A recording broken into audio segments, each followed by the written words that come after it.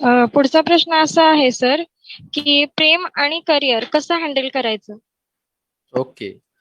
हा प्रश्न खूप महत्वाचा आहे आणि सगळ्याच टीनेज आणि किंवा तरुण मुला मुलींच्या बाबतीत हे असतं बरं का, की माझ्या मनात प्रेमाच्या भावना येत आहेत आणि त्याच वेळेस मग माझं करिअरकडे किंवा शिक्षणाकडे दुर्लक्ष होईल का, आणि दुर्लक्ष होत असेल तर मी ते कसं हँडल करावं. तर याच्यामध्ये तीन ज्या गोष्टी येतात, शिक्षण, करिअर आणि आपला पार्टनर किंवा जोडीदार, याच्यामध्ये सगळ्यात महत्वाची गोष्ट कोणती आहे, तर अर्थात ती त्या टप्प्यानुसार ठरते. एका टप्प्यावर शिक्षण आणि एका टप्प्यावर करिअर महत्वाचं असतं आणि नंतरच्या मात्र अख्ख्या आयुष्यभर जोडीदार महत्वाचा असतो. त्यामुळे आपण ज्यावेळेस शिक्षणाच्या टप्प्यावर आहोत त्यावेळेस आपण जोडीदाराविषयीचा विचार करायला हवा का, तर 100% करायला हवा. आपल्याला कशा पद्धतीचा जोडीदार हवा आहे किंवा आपले विचार कसे आहेत, आपला स्वभाव कसा आहे, स्वतःला ओळखायचा आपण तो वेळ घ्यायला पाहिजे. करिअरच्या टप्प्यावर सुद्धा आपण अजून आपली मतं स्पष्ट व्हायला पाहिजे जोडीदाराविषयीची, आपला जोडीदार कसा असायला हवा याविषयी. आणि या टप्प्यामध्ये जर आपलं प्रेम झालं मधल्या काळात, आपण शिक्षणाच्या किंवा करिअरच्या जर टप्प्यावर असू, म्हणजे साधारण आपण 10वी ते 15वी या काळामध्ये असू, कॉलेजच्या वयाच्या, आणि त्या वयात जर आपलं प्रेम झालं, तर त्यावेळेस आपण ते कसं हँडल करावं. आता सगळ्यात पहिले एक महत्वाचं आहे की प्रेमात होतो म्हणून माझं शिक्षणात नुकसान झालं, प्रेमात होतो म्हणून माझं करिअरमध्ये नुकसान झालं, असं जर आपलं कोणाचं होत असेल तर ते प्रेमच आहे का हे बघितलं पाहिजे. कारण प्रेम कधीही आपल्याला कोणत्याच गोष्टीत मागे खेचत नाही, तर प्रेम नेहमी पुढे जायला सपोर्ट करतं. प्रेम नेहमी आपल्या शिक्षणात सुद्धा, करिअरमध्ये सुद्धा आपली ताकद बनून उभं राहतं. कसं, तर जेव्हा समजा माझं एका मुलीवरती प्रेम आहे, आम्ही दोघं आता 10वीला आहोत, किंवा तो 11वीला आहे आणि मुलगी 10वीला आहे, तो 12वीला आहे, मुलगी 10वीला आहे, किंवा तो 10वीला आहे आणि मुलगी 11वीला आहे. आणि अशा वेळी जेव्हा माझ्या प्रियकराच्या किंवा प्रेयसीच्या असं लक्षात येतं की या प्रेमाच्या आपल्या रिलेशनमध्ये मी जास्त वेळ घालवते आणि त्यामुळे माझं शिक्षणात किंवा अभ्यासात लक्ष कमी होतंय, अभ्यासातून कॉन्सन्ट्रेशन कमी होतंय, तर अशा वेळेस आपला प्रियकर किंवा प्रेयसी आपल्याला स्वतःहून सांगेल की आता तुझा अभ्यास महत्वाचा आहे, तुझी परीक्षा जवळ आली आहे, तू त्याच्यावर जास्त लक्ष दिलं पाहिजे. आपण हवं तर जेव्हा जेव्हा भेटत जाऊ तेव्हा तुझ्या अभ्यासाविषयी बोलत जाऊ, त्यावरती चर्चा करत जाऊ, असं म्हणून तुमचं प्रेम तुम्हाला शिक्षणात सुद्धा अभ्यासात सुद्धा मदत करायला लागेल. तुम्ही करिअरमध्ये असाल, करिअरमध्ये याचं जर काही नुकसान होत असेल आणि जर तुमच्या जोडीदाराचे ते लक्षात आलं, तर त्यावेळी सुद्धा जोडीदार तुमचा तुम्हाला त्या करिअरमध्ये पुढे कसं जायचं यासाठी मोरल सपोर्ट देण्याचा प्रयत्न करेल. तुम्ही करिअर मध्ये मागे येत असाल किंवा मागे खेचायचं काम कधीच तुमचा जोडीदार करणार नाही. तुमच्या प्रेमात हे होतंय का, तुम्ही विचार केला पाहिजे. तुमच्या प्रेमामध्ये जर तुमच्या असं लक्षात येतंय की तुमचं अभ्यासातून लक्ष उडायला लागले, तुमचं आता करिअरकडे वरून लक्ष उडायला लागले आणि तुमचं काहीतरी शिक्षण किंवा करिअर याच्यामध्ये नुकसान व्हायला लागले, तर तुम्ही थोडंसं स्वतःला सावरायला पाहिजे, थोडंसं यातून गॅप घ्यायला पाहिजे. आपल्या प्रियकराशी आणि प्रेयशीशी बोलायला पाहिजे की असं असं याचा माझ्या शिक्षणावर किंवा करिअरवर थोडा वाईट परिणाम व्हायला लागलाय, तर मला असं होता कामा नये. तुम्ही दोघांनी एकमेकांशी बोलून शिक्षण आणि करिअरवर सुद्धा तेवढाच फोकस करून उरलेल्या वेळामध्ये तुम्ही एकमेकांना वेळ द्यायला पाहिजे. हे होत असेल तर नक्की तुम्ही प्रेमाच्या पुढच्या स्टेजमध्ये चाललाय आणि तुम्ही एकमेकांचं, तुमचं जे प्रेम आहे ते तुम्हाला पुढे जायला मदत करत असेल, तर तुम्ही खऱ्या अर्थाने प्रेमात आहात. आकर्षणाची लेवल त्याच्यामध्ये कमी झाली असं लक्षात येईल. पण जर तुमच्यात प्रेमाची भावना कमी आणि आकर्षणाची भावना खूप उच्च पातळीवर असेल आणि तुमचे हार्मोन जास्त ऍक्टिव्ह असतील, हार्मोन्स जास्त ऍक्टिव्ह असतील, तर मात्र तुम्ही या सारासार विचार करू शकत नाही आणि मग अभ्यास आणि करिअरमध्ये नुकसान होऊ शकतं. त्यासाठी असं वाटलं की थोडा गॅप घ्या, एकमेकांशी बोला आणि मग पुन्हा अभ्यास आणि करिअरवर कॉन्सन्ट्रेट करा. आणि शेवटी टीनेज मध्ये झालेलं प्रेम हे आयुष्यभर राहील असं सुद्धा नाही, हेही तुम्ही एकमेकांना क्लिअर करा आणि स्वतःशी सुद्धा क्लिअर राहू द्यात. टीनेज मधलं प्रेम हे बहुसंख्य वेळा आकर्षणातून झालेलंच प्रेम असतं, त्यामुळे ते शेवटपर्यंत टिकेल असं नाही. कदाचित काही वर्षांनंतर तुम्हाला मॅच्युरिटी आल्यानंतर, शिक्षण पूर्ण झाल्यानंतर तुमचे विचार बदलू शकतात. तुमच्या आकर्षणाच्या भावना किंवा तुमची वैचारिकता, स्वभाव बदलू शकतात आणि मग तुमच्या आधीच्या प्रियकर प्रेयसी विषयीच्या भावना कमी होऊ शकतात. हे तुम्हाला नॅचरली आधीपासून मान्य पाहिजे. Okay sir. पुढचा प्रश्न मैत्री संदर्भात आहे. मैत्रीमध्ये दुरावा का निर्माण होतो? याची कारण प्रत्येकाची वेगवेगळी असू शकतात. हा दुरावा निर्माण होतो याच्यातून, आता मगाशी मी उदाहरण दिलं तसं दुसरा कोणीतरी तुमच्यात आला, तिसरा मित्र किंवा मैत्रीण आली, हम्म. आणि मग मला असं वाटायला लागलं की अरे एवढ्या दिवसांपासून हा माझा चांगला जीवलग मित्र मी याला समजत होतो आणि हा आता नवीन आलेल्या मुलाशी किंवा मुलीशी जास्त वेळ घालायला लागला तिच्यासोबत, तर त्यातून माझ्या मनातली भावना किंवा अंतर वाढू शकतं. जेलसी मधून एक होऊ शकतं. किंवा बऱ्याचदा जर दोन मित्र खूप जवळचे मित्र एकमेकांचे कॉम्पिटिटर असतील कोणत्याही गोष्टीमध्ये, एखाद्या स्पर्धेमध्ये समजा, किंवा शाळेमध्ये समजा, किंवा कुठेही इतर ठिकाणी जर दोघं कॉम्पिटिटर असतील एकमेकांचे, तर त्यांच्यात काही कारणाने हे अंतर वाढू शकतं. एकमेकांबद्दल थोडस विरोध त्यांच्या मनातून येऊ शकतो. किंवा दोघांपैकी कुणीतरी एक जण जर इतर कोणाच्या प्रेमात पडलं तरी मैत्रीतलं थोडंसं अंतर कमी होतं. अर्थात ते प्रेम थोडंसं तेवढं समजून घेतलेलं असेल तर ते होत नाही, पण आकर्षणाच्या भावनेतून जास्त वेळ होत असेल, किंवा आपला मित्र किंवा मैत्रीण जेव्हा प्रेमात कुणाच्या तरी आहे त्यावेळेस अर्थातच तिला जास्त वेळ तिच्या प्रेयकर प्रेयसी सोबत द्यायला पाहिजे, आणि मित्र म्हणून माझ्यासोबतचा वेळ थोडा कमी होणार आहे हे जर समजून घेता नाही आलं त्यावेळेस, तरी सुद्धा मैत्रीमध्ये दुरावा निर्माण होऊ शकतो. कधी कधी करिअरसाठी किंवा शिक्षणासाठी आपण वेगवेगळ्या ठिकाणी गेलो, त्यातून पण दुरावा निर्माण होऊ शकतो. दुरावा तुम्ही काय अर्थाने बघताय याच्यावर डिपेंड आहे बरं का. म्हणजे आता बघा, माझी एक इतकी जीवलग मैत्रीण आहे जी आणि मी कित्येक वर्ष एकमेकांशी बोलत नाही, पण जेव्हा आम्ही बोलतो तेव्हा आम्ही असंच बोलतो जसं आम्ही पूर्वी एकमेकांसोबत राहायचो तेव्हा बोलायचो. इतकी आमच्यात ओके. आजही मैत्री आहे. पण म्हणून आम्ही 2-2, 3-3, 4-4 वर्ष एकमेकांशी बोलत नाही म्हणून आमची मैत्री कमी झाली का? तर अजिबात नाही. म्हणजे मैत्रीसाठी वेळेचं किंवा अंतराचं बंधन असता कामा नये. तुमची मैत्री जर मनापासून असेल तर तिला किती वेळ तुम्ही बोलला नाहीत किंवा किती तुम्ही एकमेकांपासून दूर राहिलाय याचा फरक पडत नाही. तुम्ही जेव्हा कधी एकमेकांशी बोलाल तेव्हा तेवढ्याच आपुलकीने, तेवढ्याच मैत्रीच्या भावनेने आणि तेवढंच मनापासून बोलत असाल तर तुमची ती भावना नेहमीच कायम राहते. Okay sir. पुढचा प्रश्न असा आहे की लग्नासाठी जात महत्वाची आहे का? आणि कारण कुटुंबातील लोक याच्यासाठी परवानगी देत नाही, तर आम्ही काय केलं पाहिजे? जात महत्वाची आहे का लग्नासाठी? तर अजिबातच नाही. पण अच्छा. समाज म्हणून आवश्यक आहे. निसर्गतः गरज नाही त्याची, पण समाज म्हणून गरज आहे. समाज म्हणून गरज म्हणजे कशी, जसं आता तुमच्या कुटुंबात तुम्ही सांगितलं तसं जर जात मानणारे तुमचे कुटुंबीय असतील तर तुम्ही काय करायला पाहिजे? सगळ्यात पहिलं, कोणत्याही मुला मुलीसोबत प्रेम करण्याआधी तुम्ही तुमच्या कुटुंबियांशी संवाद करायला पाहिजे, किंवा इतर कोणाशी प्रेम करत असताना, मैत्रीत असताना तुम्ही कुटुंबियाशी नेहमी संवाद करत राहायला पाहिजे. आणि त्यांना तुम्ही आंतरजातीय लग्न, आंतरजातीय प्रेम विवाह यांच्याविषयी तुम्ही त्यांची मतं जाणून घ्यायला पाहिजेत, की तुमच्या कुटुंबियांचा कितपत विरोध असेल. म्हणजे त्यासाठी अनेक उदाहरणं तुम्ही वापरू शकता. तुमच्या मित्रमैत्रिणींची लग्न झाली असतील तशी ते सांगू शकता, चित्रपटातली उदाहरणं देऊ शकता, किंवा आपल्या आजूबाजूला अनेक अशा घटना घडतायत की आंतरजातीय लग्न केलं किंवा आंतरजातीय प्रेम होतं दुसऱ्या जातीतल्या मुला मुलीवर, म्हणून आई वडिलांनी त्यांचे खून केले. अशी उदाहरणं आपल्या आजूबाजूला घडतात. ती उदाहरणं तुम्ही घरात चर्चेला घेऊ शकता आणि आई वडिलांशी तुम्ही बोलू शकता की असं असं जर झालं तर तुमचं मत काय आहे, किंवा हे जे घटना घडली की ज्याच्यामध्ये आई वडिलांनी त्या मुलीचा जीव घेतला आंतरजातीय लग्न केलं म्हणून, तर तुम्हाला काय वाटतं, हे बरोबर आहे का? असं करणं योग्य आहे का? मला वाटतं माझ्या आई वडिलांनी असं कधीच नसतं केलं. तुम्हाला काय वाटतं, तुम्ही केलं असतं का खरंच असं? किंवा त्यावेळेस ठिकाणी काय करता आलं असतं, दुसरा काय ऑप्शन वापरता आला असता? कदाचित आई वडिलांनी अशा वेळेस मुलीशी नातं तोडणं एक वेळेस सोपं होतं, किंवा ते एक वेळेस जास्त चांगलं होतं तिला जीवे मारण्यापेक्षा, असं तुम्हाला वाटतं का? अशा पद्धतीने तुम्ही घरच्यांशी नेहमी नियमित संवाद करू शकता. तुमच्या नात्याविषयी न सांगता तुम्ही घरच्यांशी जेव्हा संवाद करत राहाल तुम्हाला घरच्यांचं मत कळेल, आणि मग हळूहळू तुम्हाला जर वाटलं की घरचे मान्य करू शकतात तर मग तुम्ही तुमच्या नात्याविषयी सांगू शकता.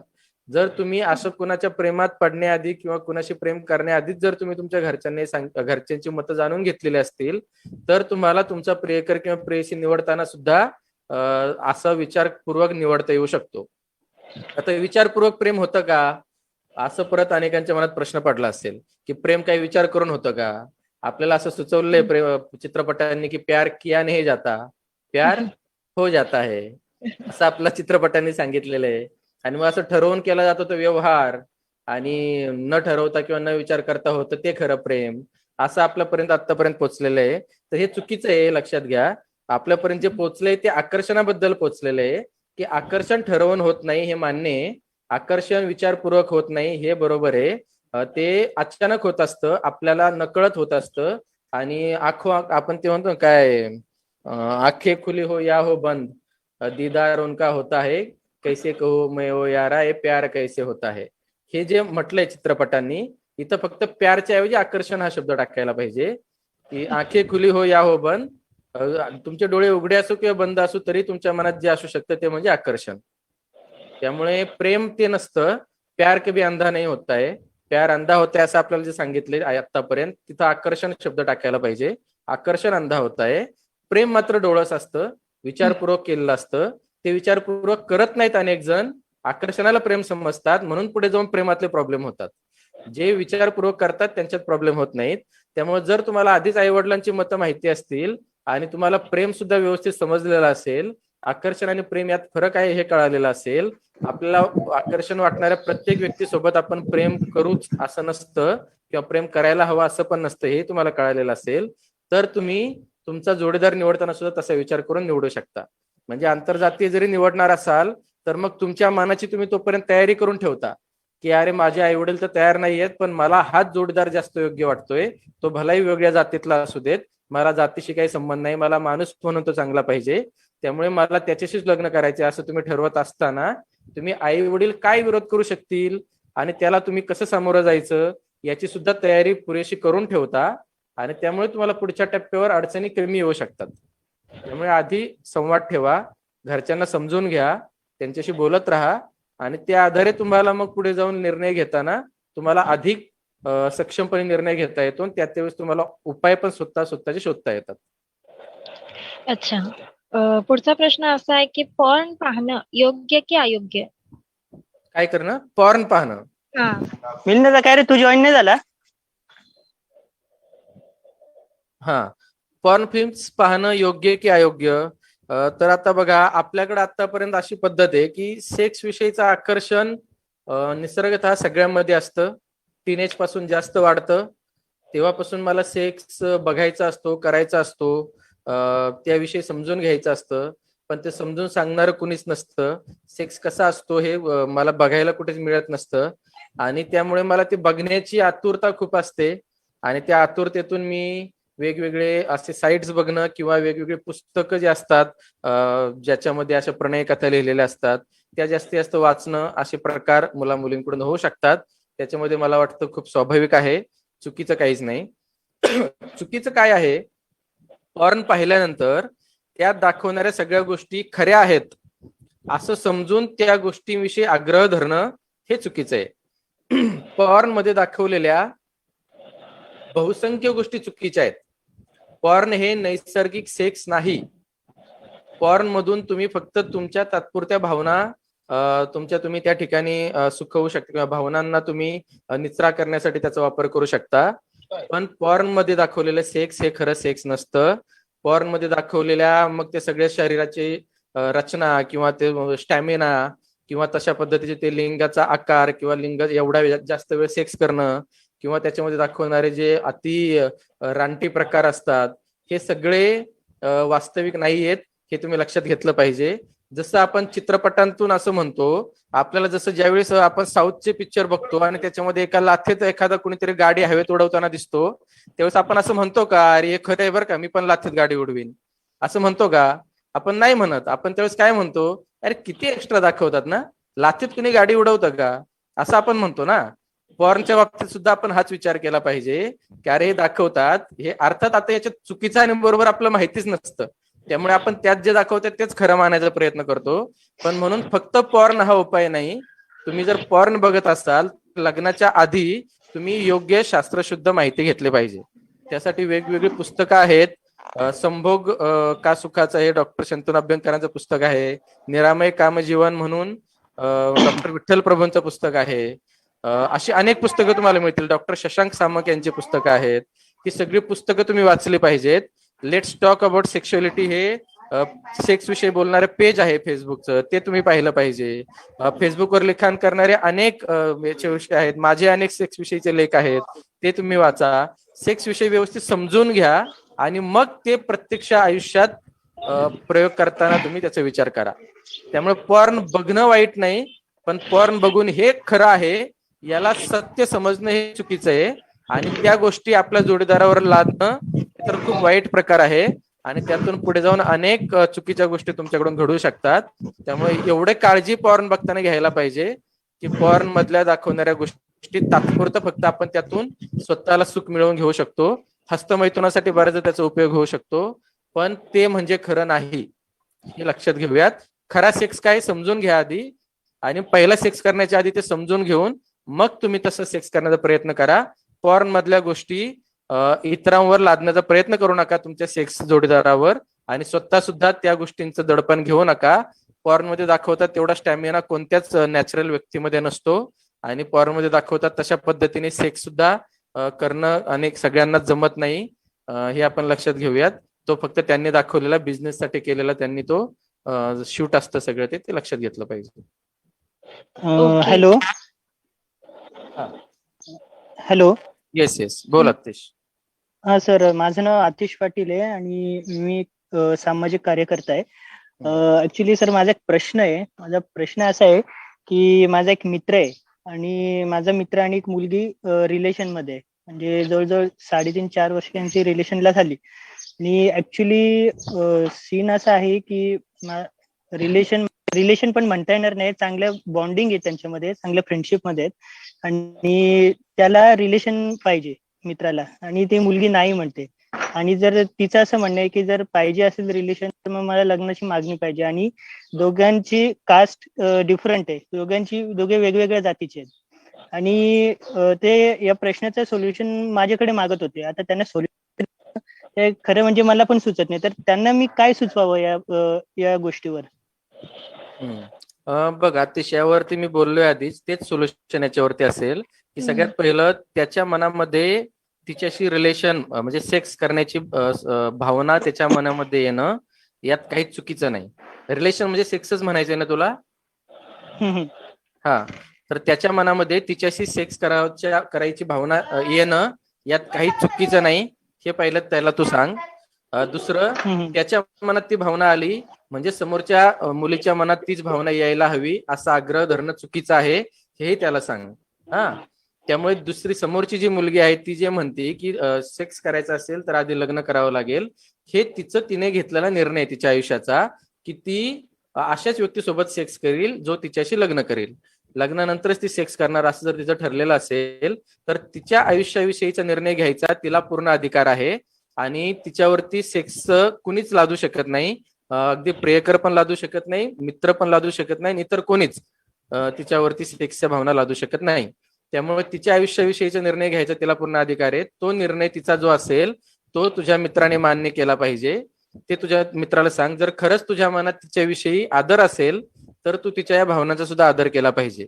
आणि तुझ्या सेक्स विषयीच्या ज्या भावना आहेत त्या प्रामाणिक जरी असल्या तरी तिच्या इच्छेशिवाय, तिच्या मर्जीशिवाय तू तिच्यावर लादू शकत नाही. तू इतर कुठून तुझ्या त्या भावना पूर्ण करू शकतो, किंवा इतर कोणाबद्दल तुझ्या मनात त्या भावना नसतील तर तू हस्तमैथून करून तुझ्या भावना पूर्ण कर, किंवा मग तू तुझ्या भावना फक्त तिच्यावर लादू शकत नाही, इतर कुठूनही पूर्ण कर. त्याच्यावर तुझं काही बंधन नाही, पण तिच्यावरती तू जबरदस्ती करू शकत नाही, हे लक्षात घेतलं पाहिजे. ओके. पुढचा प्रश्न असा आहे की मुला मुलींची खूप छान मैत्री आहे, भेटणं बोलणं वगैरे सर्व होतं. या मैत्रीत पण छान प्रेमच असतं. तर सो कॉल्ड प्रियकर प्रेयसी भूमिकेत जाण्याचा अट्टहास हा लैंगिक अभिव्यक्ती करण्याच्या प्रेरणेमुळे होतो का? मैत्रीत राहून प्रेम जगता येत नाही का? असा प्रश्न आहे. छान प्रश्न आहे. हा. याच्यामध्ये आता बघा कसं आहे, मित्र मैत्रिणी आपले अनेक असतात, त्यातले एक खास क्लोज फ्रेंड खूप कमी असतात, आणि प्रियकर प्रेयसी मात्र एकच कोणीतरी असतं, किमान एका वेळी तरी एकच असतं. मग ती एका वेळी जो आहे तो ज्यावेळेस नसेल त्यावेळी दुसरे कोणीतरी असू शकतात. एकाच वेळेस तुम्ही जर 2, 3, 4 प्रियकर प्रेयसी ठेवत असाल तर मात्र ती चिटिंग आहे. असं तुम्ही एकाला धोक्यात ठेवून दुसऱ्याला प्रेम करताय, त्याला धोक्यात ठेवून तिसऱ्याला प्रेम देताय, म्हणजे प्रेम करताय तिसऱ्यावर, जे पिक्चर मध्ये दाखवतात प्रत्येकाला वेगवेगळी वेळ दिली आणि मग ते तुम्ही मॅनेज करताय, तर ही 100% चिटिंग आहे. असं व्हायला नाही पाहिजे. पण तुम्ही एकाच वेळी समजा तुम्ही मैत्रीत आहात आणि तुम्हाला तुमच्या मित्र किंवा मैत्रिणीबद्दल प्रेमाच्या भावना येत आहेत, तर त्या प्रेमाच्या भावना या नक्कीच जर खरंच प्रेमाच्या भावना असतील तर बरं का, म्हणजे आपल्याला आधी त्यातला फरक लक्षात घेतला पाहिजे की मगाशी सुरुवातीलाच मी जे म्हटलं की आपल्या मनात कदाचित मित्रमैत्रिणीच्या बाबतीत आकर्षणाच्या भावना असतात, पण आपण त्याला प्रेमाच्या समजतो. कारण आपल्याला असं वाटतं की ह्या मैत्रीच्या काहीतरी पुढे, पण मैत्रीच्या काहीतरी पुढे म्हणजे डायरेक्ट प्रेम नाही. मैत्रीच्या काहीतरी पुढे म्हणजे आकर्षण असू शकतं, आणि आकर्षणाच्या पुढे जाऊन मग प्रेम असू शकतं, ज्यावेळेस तुम्ही दोघे एकमेकांना समजून घेतलंय. आता प्रेमाचे सुद्धा प्रकार प्रत्येकाचे वेगवेगळे आहेत. काही जणांना प्रेम म्हणजे लॉंग लास्टिंग प्रेम हवं असतं, जसं आता आतिशने त्याच्या मित्रमैत्रिणीचं सांगितलं की ज्याच्यामध्ये त्याच्या मैत्रिणीला असं अपेक्षित आहे की मी प्रेम ज्याच्यावर करील त्याच्यासोबत लग्नच करील. म्हणजे प्रेम करायचं तर लग्नासाठी करायचं असं काही जणांचं असतं. काही जणांचं असं असतं की प्रेम आहे तोपर्यंत आहे, लग्न करावं त्याचं काही बंधन नाही. लग्नाच्या वेळेस जर वाटलं प्रेम आहे तर ठीक आहे, त्यावेळेस नाही वाटलं प्रेम तर नाही करायचं लग्न. असे प्रॅक्टिकल काही जण असतात. काही जणांचं असं असतं की प्रेम फक्त कॅज्युअली करायचं, आज आहे तर उद्या नाही, आहे वाटतंय तोपर्यंत करायचं, नाही तो वेळेस नाही, असे. त्यामुळे अनेकांचे जे आपण बघतो की अनेक जीएफ बीएफ असतात.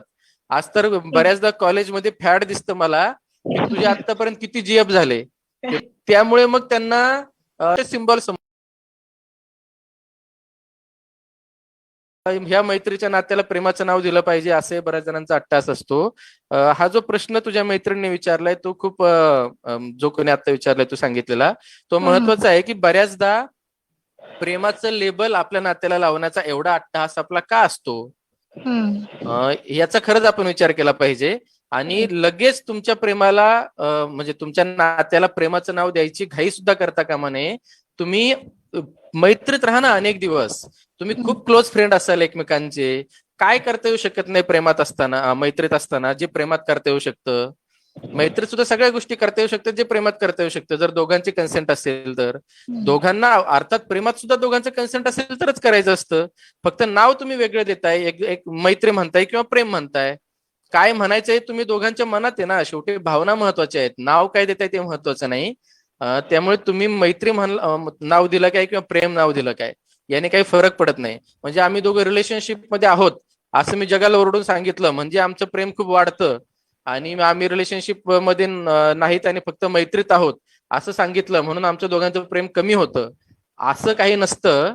ते तुम्ही मग याचा अर्थ तुम्ही तुमच्या प्रेमाचा दिखावा तुम्हाला करायचा आहे का, की मी प्रेमात आहोत असं मी सांगितलं कोणाला तरी म्हणजे मग मला जरा काहीतरी भारी स्टेटस माझं वाढतंय की माझ्यावर पण कोणीतरी प्रेम करू शकतं किंवा मी पण कोणाच्या प्रेमात असू शकतो, हे तुम्हाला स्टेटस म्हणून वापरायचंय का, हे बघितलं पाहिजे. माझं तर 100% असं मत असतं की तुम्ही प्रेमाच्या नात्याला लगेच प्रेमाचं नाव द्यायची घाईच करू नका. तुम्ही जास्तीत जास्त दिवस मैत्रीच्या नात्यात राहा. मैत्रीचं नातं तुम्ही खूप छान एन्जॉय करा, छान अनुभवा. यातून फायदा काय होतो की जेव्हा तुम्ही प्रेमाचं नाव दिलेलं असतं तुमच्या नात्याला आणि पुढे जाऊन जेव्हा तुमच्या लक्षात येतं की आता काहीतरी कारणाने तुमच्यामध्ये मतभेद आहेत, तुम्हाला एकमेकांच्या काही गोष्टी खटकतायत आणि तुम्ही हे नातं पुढे कॅरी फॉरवर्ड करू शकत नाहीये, त्यावेळेस तुम्ही जर प्रेमात असाल तर खूप प्रॉब्लेम होतात, मग खूप इश्यूज होतात, खूप इमोशनल ड्रामाज होतात आणि इतर काही काही बऱ्याच गोष्टी होतात. पण तेच जर तुम्ही मैत्रीच्या नात्यात असाल आणि सेम भावना तुम्ही एकमेकांचे एन्जॉय करत असाल, तुम्हाला एकमेकांचा दोघांचा सहवास जास्त आवडत असेल, दोघांच्या खूप क्लोज असाल, शेअरिंग फक्त दोघांशी करत असाल, सगळं तुम्ही जसं प्रेमात तुम्ही प्रेमाचं नाव दिल्यावर जसं जगला असता तसंच तुम्ही मैत्रीमध्ये जगताय, फक्त तुम्ही प्रेमाचं नाव दिलं नाही.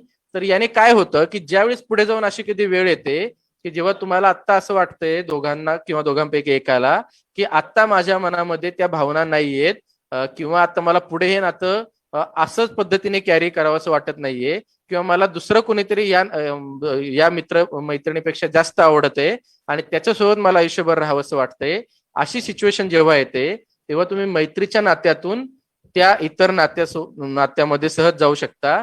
आणि तुम्ही आधीच तुमच्या ज्या मित्रमैत्रिणीसोबत असणारं नातं आहे त्याच्यामध्ये फार त्यामुळे इतर इश्यूज होणार नाहीत. कारण बऱ्याचदा प्रेमामध्ये ना सोशल इश्यूज जास्त होतात. कारण तुम्ही एकदा प्रेमाचं नाव दिलं नात्याला की तुम्ही खूप सोशली ते जगता आणि ते खूप ठिकाणी तुम्ही मिरवता आणि त्यातून तुमचे सोशल इश्यूज खूप क्रिएट होतात.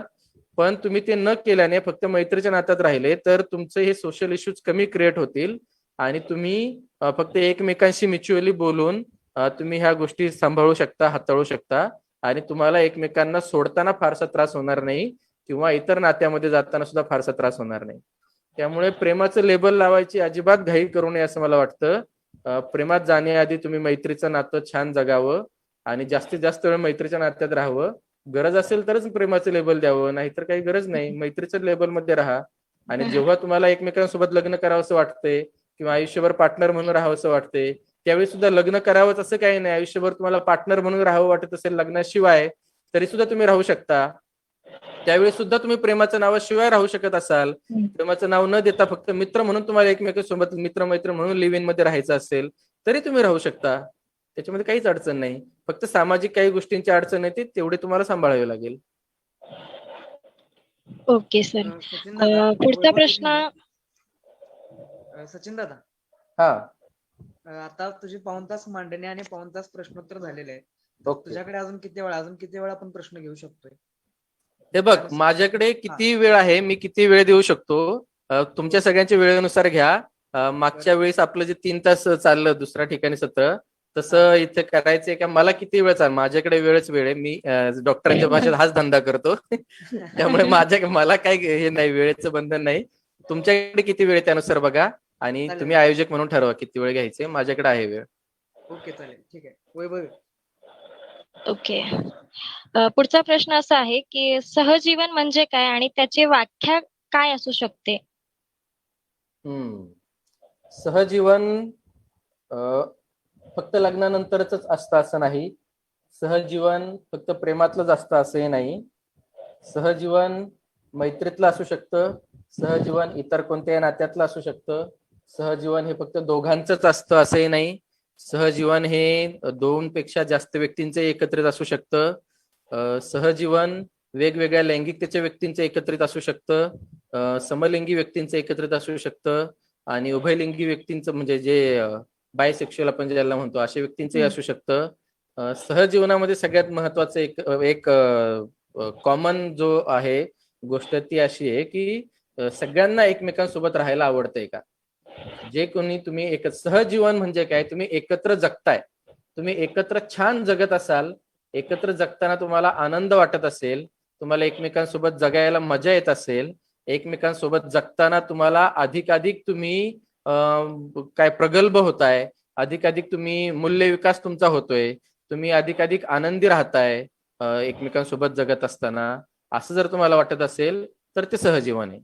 तुम्ही एकमेकांची काळजी घेताय, एकमेकांचा काय विचार करताय, एकमेकांचा आनंद कशात आहे ते लक्षात घेताय आणि एकमेकांना दरवेळेस तुम्ही सपोर्ट करताय, जेव्हा जेव्हा गरज असेल तेव्हा तुम्ही राहताय. अशा सगळ्या गोष्टींना आपण सहजीवन म्हणू शकतो. सहजीवनात बेसिक गोष्ट एकमेकांसोबत राहताना आनंद वाटणं आणि एकमेकांची काळजी वाटणं, एकमेकांसोबत राहावंसं वाटणं, एकमेकांसोबत राहायला मजा येणं आणि ते करत असताना तुम्ही सतत पुढे पुढे जात असणं, विकसित होत असणं. कुणाचाही प्रोग्रेस, तुमच्या सहजीवनातलं कुणाचाही प्रोग्रेस त्यामुळे कमी होत नसेल तर ते सहजीवन छान आहे असं म्हणता येईल. ओके. पुढचा प्रश्न असा आहे सर, वन साइड लव्ह बद्दल आपलं काय मत आहे? लव असू शकतं बरं का. लव वन साइडच जास्त वेळ असतं. टू साइड लव खूप कमी वेळ असतं. वन साइड लव जास्त वेळ असतं आणि ते अगदी लहान वयापासून असतं बरं का. वन साइड लव आपल्यामध्ये खूप नॅचरल आहे वन साइड लव असणं. वन साइड लव जास्त वेळा का असतं याचं कारण असं आहे की आपण म्हणजे आता लव कशाला म्हणायचे त्याच्यावर आहे बरं का. आता पुन्हा आकर्षण आणि लव याच्यामध्ये तुम्ही लक्षात घ्या, मी दोन्ही लव बद्दल सांगेल, जे आतापर्यंत आपण समजत आलोय ते आणि जे खरं आता मी सांगतोय ते. तर आता सगळ्यात पहिलं त्यासाठी एक उदाहरण मी सांगेल जे मी नेहमी सांगतो की आपण विंडो शॉपिंग करतो.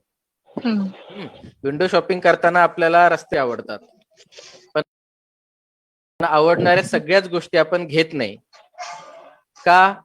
तर त्या गोष्टींबाबतीत आपण विचार करतो की अरे यातली ही गोष्ट आपल्याला घ्यायची गरज आहे का, किंवा ती घ्यायची गरज असेल तरी आपल्याला परवडेल का, आपल्या खिशात तेवढे पैसे आहेत का, ती गोष्टी आवडणं ठीक आहे, खरंच घ्यायला पाहिजे का, असं खूप विचार करून आपण मग त्यातली एखादी गोष्ट घेतो. 10 गोष्टी आवडल्या, 10तली एखादी गोष्ट आपण खरेदी करतो किंवा कधी कधी खरेदी पण करत नाही. फक्त आपण अनेक मॉलमध्ये जातो किंवा बाजारात जातो, रस्त्यावर जातो आणि विंडो शॉपिंगचा फक्त पाहण्याचा आनंद घेतो, खरेदी काहीच करत नाही. बऱ्याचदा आकर्षणाची दुनिया अशी असते की ज्याच्यामध्ये आपल्याला अनेक व्यक्तींबद्दल आकर्षण वाटतं आणि त्या आकर्षणातून काही व्यक्तींच्या बाबतीत आपल्याला खूप जास्त जवळीक वाटत राहते. आता कसं आहे, समजा आपल्या ठिकाणी इचलकरंजीमध्ये आज काहीतरी बाहेरून मुंबईतल्या कोणीतरी कंपनीने आजच्या दिवस सेल लावलाय आणि त्या सेलमध्ये तुम्ही गेलाय आणि सेल मधल्या काही गोष्टी तुम्हाला खूप आवडल्यात, पण ते तुम्हाला काय आता घ्यावेसे वाटलं नाही, तुम्ही फक्त पाहिल्या, आनंद घेतला, सोडून दिला आणि दुसऱ्या दिवशी तो सेल गेला मुंबईला परत. तर तुम्ही त्या गोष्टी पण विसरून जाता अनेकदा, कारण तो सेल तेवढा पुरता होता, संपलं. पण जेव्हा इचलकरंजीतच एखादा मॉल आहे आणि तिथल्याच मॉल मधली नेहमीच्या रस्त्यावर, कॉलेजच्या रस्त्यावर असणारा तो मॉल आहे आणि जाता येता तिथला एखादा ड्रेस किंवा तिथली एखादी गोष्ट तुम्हाला नेहमी आवडते आणि ती तुम्हाला घ्यावीशी वाटते, रोज जाता येता तुम्हाला ती दिसते आणि त्यामुळे रोज तुमची इच्छा पुन्हा पुन्हा वाढते ती गोष्ट घ्यायची, त्यावेळेस मात्र तुम्हाला खूप मनापासून वाटत असतं की आता काही करून मला ती घ्यायलाच पाहिजे. अगदी असं होतं जेव्हा काही व्यक्तींच्या बाबतीत आपल्याला ज्यांच्याबद्दल आकर्षण वाटतं, त्या गोष्टी सारख्या सारख्या त्या व्यक्ती आपल्या समोर येत राहतात किंवा त्या व्यक्ती जर आपल्या खूप जवळच्या असतील, संपर्कातील असतील, तर त्या व्यक्तींना सारखं सारखं पाहिल्याने, सारखं सारखं भेटल्याने, पुन्हा पुन्हा त्यांच्याबद्दल आपल्या मनात त्या आकर्षणाच्या भावना आल्याने आपल्याला असं वाटायला लागतं की आता मी या व्यक्तीशी विचार केल्याशिवाय राहू शकत नाही आणि एकदा मग आपण ती व्यक्ती समोर नसताना पण तिचा विचार करायला लागतो आणि मग आपल्याला असं वाटतं की आता मी या व्यक्तीच्या प्रेमातच आहे. आणि मग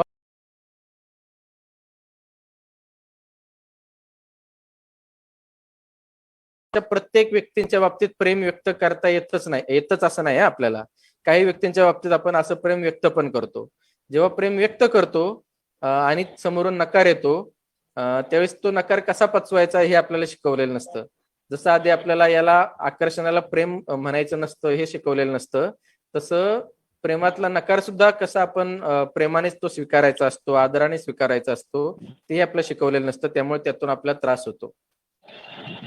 बऱ्याचदा अनेकदा आपण अबोल प्रेम जे असतं, अव्यक्त प्रेम जे असतं एकतर्फी, त्या एकतर्फी प्रेमातून आपण आपल्या प्रिय व्यक्ती बाबतीत नेहमी विचार करत राहतो. तिला छान कसं वाटेल, तिला योग्य कसं वाटेल हे सगळं करत राहतो. त्यातून तक्रारी कधी होतात किंवा प्रॉब्लेम कधी होतो एकतर्फी प्रेमाचा, जेव्हा आपल्या अपेक्षा वाढतात एकतर्फी प्रेमातल्या, की समोरच्या व्यक्तीने सुद्धा आपल्यावर प्रेम करावं. ही अपेक्षा जेव्हा वाढते किंवा जेव्हा तयार होते, तेव्हा एकतर्फी प्रेमाचा प्रॉब्लेम सुरू होतो. तोपर्यंत एकतर्फी प्रेमातून खरं तर फार काही अडचणी होत नाहीत. आपण एकतर्फी प्रेम अनेकांवर करत राहतो, ते करत राहिल्याने काही अडचण येत नाही. त्या भावना आपण अनुभवायच्या. ती व्यक्ती फारशी आपल्या समोर राहणारी नसेल तर काही काळाने त्या भावना आपल्या मनातून निघून जातात. ती व्यक्ती नेहमी आपल्या समोर असणारी असेल तर फक्त त्या भावना वाढत राहतात. पण जेव्हा आपल्याला इतर कोणी प्रिय व्यक्ती मिळते त्यावेळेस आपल्या भावना आपोआप कमी पण होऊ शकतात. पण जेव्हा आपल्या अपेक्षा अशा वाढतात एकतर्फी प्रेमातल्या, की समोरच्या व्यक्तीने सुद्धा आपल्यावर प्रेम केलं पाहिजे आणि ते नाही केलं तर मग मात्र मी सहन करू शकणार नाही, इथपर्यंत जेव्हा आपण जातो तेव्हा मात्र खूप प्रॉब्लेम व्हायला सुरू होतात. आणि ते होऊ नये त्यासाठी आपण प्रेम समजून घेतलं पाहिजे. आपल्या मनात समोरच्या बद्दल प्रेमाच्या भावना आहेत इथपर्यंत ठीक आहे, त्या भावनांचा आदर करूयात, पण त्या भावनांमध्ये वाहत जायला नको. समोरच्या व्यक्तीचं आपल्यावर प्रेम आहे का हेही तपासलं पाहिजे. ते जर नसेल तर त्या समोरच्या व्यक्तीच्या भावनांचा आदर केला पाहिजे आणि आपण आपल्या मनातलं प्रेम खरं होतं, पण ते समोरच्या व्यक्तीला आपल्याबद्दल वाटत नाही, म्हणून आपण तिथं थांबलं पाहिजे आणि आपण आपलं इतर आयुष्य जे आहे ते सुरळीत ठेवायला पाहिजे. त्या एकतर्फी प्रेमाचा आपल्या आयुष्यावर पण काही आपण विपरीत परिणाम करून घेता कामा नये आणि त्या समोरच्या व्यक्तीवर पण आपण त्याचा काही विपरीत परिणाम करू देता कामा नये. कारण प्रेम हे कधीच कुणाला त्रास देऊ शकत नाही जर ते खरं असेल तर. जर तुमचं प्रेम खरं नसेल तर तुम्हाला प्रेमातून तुमची जबरदस्ती, प्रेमातून अपेक्षा, प्रेमातून हिंसा, प्रेमातून द्वेष, प्रेमातून तिरस्कार आणि मग तू माझ्यावर प्रेम करत नाही, मग तुझी काय लायकी आहे मी बघतोच आणि मग मी तुला दाखवतोच मी कोण आहे आणि मी काय आहे, अशा सगळ्या ज्या भावना येतात ह्या प्रेमातून आलेल्या भावना नसतात. प्रेमात कधीच माणूस समोरच्या व्यक्तीबद्दल वाईट विचार करू शकत नाही. जर तुम्ही प्रेम करत असाल तर तुम्ही प्रेमानेच समोरच्या व्यक्तीबद्दल विचार कराल आणि ती व्यक्ती खुश कशी राहील, त्या व्यक्तीला आनंद कसा मिळेल हाच विचार कराल आणि तुम्ही सुद्धा स्वतः ह्या प्रेमाच्या भावनेतून स्वतःला त्रास करून घेणार नाही. हे जर सगळं होत असेल तर तुम्हाला प्रेम समजले असं आपण म्हणू शकतो. नाही ते फक्त क्षणिक हार्मोनल चेंजेस मधून तुम्ही केलेले काहीतरी प्रकार आहेत असं आपल्याला लक्षात घ्यायला पाहिजे. त्यामुळे प्रेमातून आपण जे नेहमी म्हणतो एकतर्फी प्रेमातून हल्ले होतात, ते वाक्यच चुकीचं आहे. एकतर्फी प्रेमातून कधीच हल्ले होऊ शकत नाहीत. प्रेम, अरे ज्या व्यक्तीवर आपण प्रेम करतो त्याच्यावर हल्ला कसा करू शकतो? साधी गोष्ट आहे. जी आपल्याला आवडणारी व्यक्ती आहे त्या व्यक्तीला त्रास देऊन आपण आनंदी कसं राहू शकतो? याचा अर्थ आपलं प्रेमच नव्हतं त्या व्यक्तीवर. जर आपलं समोरच्या व्यक्तीवर प्रेम असेल तर त्या व्यक्तीला कधीच त्रास होऊ नये असा आपण प्रयत्न करणार. त्यामुळे एकतर्फी प्रेमातून हल्ले कधीच होत नाहीत. त्या आकर्षणातून होणारे हल्ले असतात आणि त्या क्षणिक हार्मोनल चेंजेस मधून झालेले हल्ले असतात. त्याला प्रेमाचं नाव आपण देता कामा नये. इथून पुढे आपण एकतर्फी प्रेमातून हल्ले होतात असं म्हणण्यापेक्षा आकर्षणातून हल्ले होतात असं आपण म्हणत जाऊयात. म्हणजे मग प्रेम बदनाम होणार नाही. कारण या आकर्षणातून केलेल्या हल्ल्यामुळे प्रेम बदनाम होतं आणि त्यामुळे लोक आपल्या मुलामुलींना प्रेमापासून लांब ठेवतात. पालक सुद्धा प्रेमात पडलेल्या मुलामुली म्हणजे मुलं-मुली जर आपल्या प्रेमात पडले तर पालक घाबरतात. ते याचमुळे घाबरतात. त्यामुळे आपण आधी प्रेमाला बदनाम करणं आपण थांबवलं पाहिजे. आपण सगळे जर प्यारवाले लोक आहोत, प्रेमाची लोक आहोत, तर आपण प्रेमाला आपण आदरानेच घेतलं पाहिजे आणि हे एकतर्फी प्रेमातून होणारे हल्ले असं म्हणणं थांबवलं पाहिजे. ओके. पुढचा प्रश्न असा आहे सर, की सेक्स नंतर भावनिक गुंतवणूक जास्त वाढते का? आणि आजकाल डेटिंग, फ्लर्टिंग, रोमान्स हे शब्द जास्तीत जास्त वापरात येतात. या पश्चात शब्दाला मराठीत नेमका अर्थ सांगा. सेक्स नंतर जास्त जवळीक वाढते का, भावनिक वाढते का? तर डिपेंड्स आहे बरं का. वाढू शकते, प्रत्येकात वाढेलच असं नाही, पण वाढू शकते. आणि जास्त करून मुलींमध्ये जास्त वाढते. दोघांमधला जो बायोलॉजिकल फरक आहे किंवा दोघांच्या अॅनाटॉमी मधला जो फरक आहे, अॅनाटॉमी मधला फरक जास्त करून सेक्स करताना दिसतो. पण बायोलॉजी मधला जो फरक आहे, दोघांच्या ज्या मानसिकतेचा फरक आहे, विचार करण्याचा फरक आहे, त्याच्यामध्ये स्त्रियांना या सेक्सच्या भावनेतून स्त्रिया जास्त भावनिक होऊ शकतात, भावनिक अटॅच होऊ शकतात. जवळीक जास्त वाढू शकते स्त्रियांच्या मनामध्ये. पुरुषांच्या मनामध्ये प्रत्येक वेळेस तसं होईलच असं नाही. ते प्रमाण पुरुषांमध्ये कमी आहे, पण होऊ शकतं पुरुषांमध्ये सुद्धा, कारण भावनिक पुरुष सुद्धा असतात. त्यामुळे अनेक पुरुषांमध्ये सुद्धा जवळीक वाढू शकते सेक्स नंतर. पण प्रत्येक वेळेस वाढेलच अशी काही खात्री नसते बरं का. म्हणजे अनेकदा प्रेमात काय होतं की मुली बऱ्याचदा त्या आशिकीमध्ये सुद्धा पाहिलं असेल तुम्ही, तुम प्यार में मेरे लिए क्या कर सकती हो, मग ती म्हणते क्या करू, तो म्हणतो टॉप उतारो आणि मग ते टॉप काढते. आणि मग असं हे सगळं प्रेमात नसतं बरं का. हे सगळे प्रेमाच्या नावाने केले जाणारे धंदे आहेत, चुकीचे धंदे आहेत. असं प्रेम नसतं. प्रेमात तू माझ्यासाठी काय करू शकते आणि मग ते तुझ्या परीक्षा मी घेतो आणि मग तू सेक्सला तयार होऊ शकते का, किंवा सेक्समुळे समोरच्याच्या मनात कदाचित माझ्याबद्दल जवळीक वाढेल म्हणून मी सेक्ससाठी तयार व्हावं असे जर काही मुली विचार करत असतील तर हे चुकीचं आहे. असं काही सेक्स केला म्हणून प्रेम वाढतं किंवा सेक्स केला म्हणून जवळीक वाढते असं होत नाही. काही जणांमध्ये सेक्समुळे जवळीक तुम्ही जास्त येऊ शकता, जवळ येऊ शकता, पण तेच एकमेव कारण नसतं आणि त्यामुळे तसं होईलच असं नाही. आता दुसरं तू जे म्हटली की काय त्या गोष्टींसाठी वेगवेगळे शब्द, तर तुम्हाला आजकाल डेट, फ्लर्टिंग, रोमांस हे शब्द जास्तीत जास्त वापरात येतात. या पश्चात शब्दाला मराठीत नेमका अर्थ सांगा असा प्रश्न आहे. पाश्चात्य शब्दांना असं म्हणायचं असेल, पाश्चात्य नाही, त्यांना पाश्चात्य शब्द म्हणायचं असेल तर पाश्चात्य म्हणण्यापेक्षा ते इंग्लिश शब्द आहेत असं म्हणूयात. बऱ्याचदा काय आहे, इंग्लिश शब्द आपल्या तोंडात का जास्त रोवले याची पण कारण आहेत. कारण आपल्या संस्कृतीमध्ये फारसे प्रेमाचे, जाहीर प्रेमाविषयी बोलणं आणि ते मान्य करणं अजून आपल्याकडे झालेलंच नाहीये ना. त्यामुळे हे जास्त जाहीररित्या मान्य असणाऱ्या ज्या पाश्चात्य देश आपण ज्यांना म्हणतो, वेस्टर्न कंट्रीज, त्यांच्याकडे ते आधी मान्य झालं आणि त्यामुळे त्यांच्याकडून ते शब्द जास्त प्रचलित आणि रूढ झाले आणि त्यांची कॉमन भाषा इंग्लिश आहे म्हणून ते इंग्लिश. आवाज येतोय माझा? हो येतोय सर. हा सौरभ, तुझ्याकडे कदाचित कमी येत असेल. हो बरोबर चालेल. हा त्यामुळे ते पाश्चात्य जे वेस्टर्न कंट्रीज जे आहेत त्यांच्याकडे ही भावना पहिल्यांदा जास्त प्रमाणात सार्वजनिकरित्या जास्त वापरली गेली किंवा जाहीररित्या ते मान्य करतात जास्त वेस्टर्न कंट्रीजमध्ये आणि त्यांची भाषा कॉमन ही इंग्लिश आहे म्हणून इंग्लिश मधून आपल्याकडे रोमांस, फ्लर्टिंग, डेटिंग जास्त आलं. आपल्याकडे जेव्हा ते समाज मान्य होईल त्यावेळेस त्यासाठी शब्द पण येतील, पण खरं त्या शब्दामध्ये वाईट पण काही नाहीये. पण तरी तुम्हाला जर त्याला पर्यायी शब्द मराठीच वापरायचे असतील आणि प्रेमापेक्षा मराठी भाषेवर प्रेम जास्त असेल कारण खरं तर प्रेमाला कोणती भाषा नसते हे लक्षात घ्या. त्यामुळे त्याला डेटिंग म्हटलं काय किंवा त्याला फ्लर्टिंग म्हटलं काय म्हणून त्यातली भावना बदलत नाही, किंवा मी रोमांस म्हटलं आणि मी इतर काही भावनिक मराठी शब्द वापरला म्हणून माझ्या भावनेत काही फरक होता असं होत नाही. लव म्हटलं तरी तेच वाटतं आणि प्रेम म्हटलं तरी भावना तीच असते, शब्द बदलतात. त्यामुळे आपलं शोधायचे असतील तर आपण त्याच्यावर शब्द शोधू शकतो, की डेटिंग म्हणण्यापेक्षा आपण त्याला असं म्हणूयात की आम्ही दोघं काय एकमेकांशी या लैंगिक नात्याविषयी बोलायला गेलो, किंवा प्रेमाविषयी बोलण्यासाठी चाय कॉफी आपण त्याला म्हणतो. आपण काय घरात जे कांदे पोह्याचे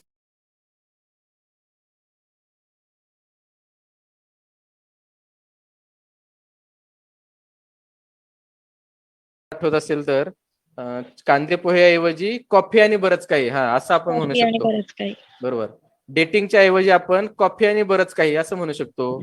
आम्ही डेटिंगला गेलो याच्या ऐवजी आम्ही कुठेतरी कॅफेमध्ये गेलो, आज आम्ही कॅफेमध्ये गेलो, कॅफे मीटिंग आम्ही आज घेतली असं म्हणू शकतो. परत त्याच्यात कॅफे आणि मीटिंग दोन्ही इंग्लिश शब्द येतात, मग कॉफी म्हटलं तरी इंग्लिश शब्द येतात.